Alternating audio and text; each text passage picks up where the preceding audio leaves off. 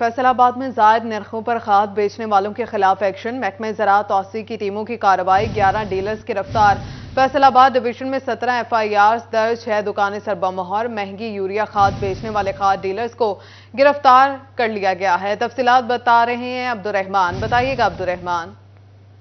بات کریں یہاں پر زائد نرخوں پر کھاد بیچنے والے ہوشیار ہو جائیں، محکمہ زراعت توسیع کی ٹیموں کی جانب سے کارروائی عمل میں لائی گئی ہے اور تین روز کی کارروائی کے مطابق جو ہے وہ یہاں پر فیصل آباد ڈویژن میں 17 جو ہے وہ ایف آئی آرز کا اندراج کیا گیا۔ اس کے علاوہ جو دکاندار ہے 11 گرفتاری بھی ان کی ڈالی گئی ہے۔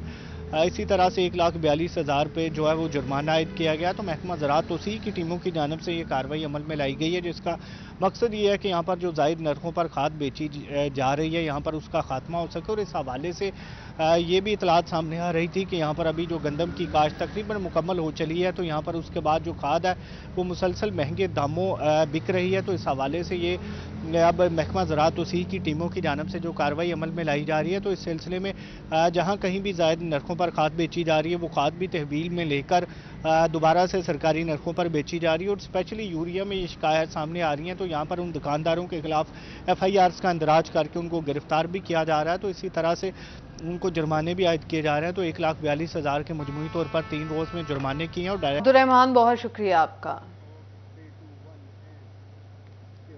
Federal Board of Revenue sales tax چوری کرنے والے کھاد ڈیلرز کے خلاف ان ایکشن، 200 سے زائد ڈیلرز کو سیلز ٹیکس چوری پر شوکوز نوٹس جاری کر دیے۔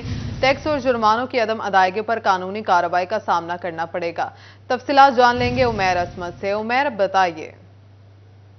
فیصل آباد میں کھادوں اور فرٹیلائزر ڈیلرز کی جانب سے سیلز ٹیکس چوری کی کیسز سامنے آئے ہیں، اور اس حوالے سے فیصل آباد ریجنل ٹیکس دفتر حکام کی جانب سے 200 سے زائد فرٹیلائزر ڈیلرز، جن میں کھادوں کے ڈسٹریبیوٹرز اور ڈیلرز ہیں، اور اس کے ساتھ ساتھ جو مختلف پیسٹی سائڈز یا زرعی ادویات ہیں ان کے ڈیلرز ہیں، ان کو شوکاز نوٹسز جاری کیے گئے ہیں کہ وہ لوگ سیلز ٹیکس چوری میں ملوث ہیں۔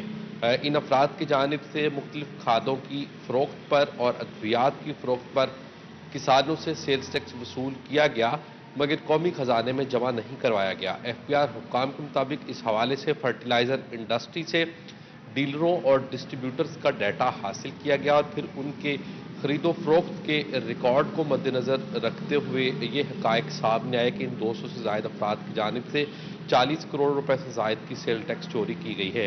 ایف پی آر حکام کے مطابق ان تمام افراد کو شو کاز نوٹسز بھجوائے گئے ہیں کہ انہوں نے جو سیل ٹیکس چوری کی ہے وہ قومی خزانے میں جمع کروائیں۔ بصورت دیگر ان کے خلاف قانونی چارہ جوئی کی جائے گی، جس میں ان کو نہ صرف بھاری جرمانوں کا سامنا کرنا پڑے گا۔ عبدالرحمان، شکریہ آپ کا۔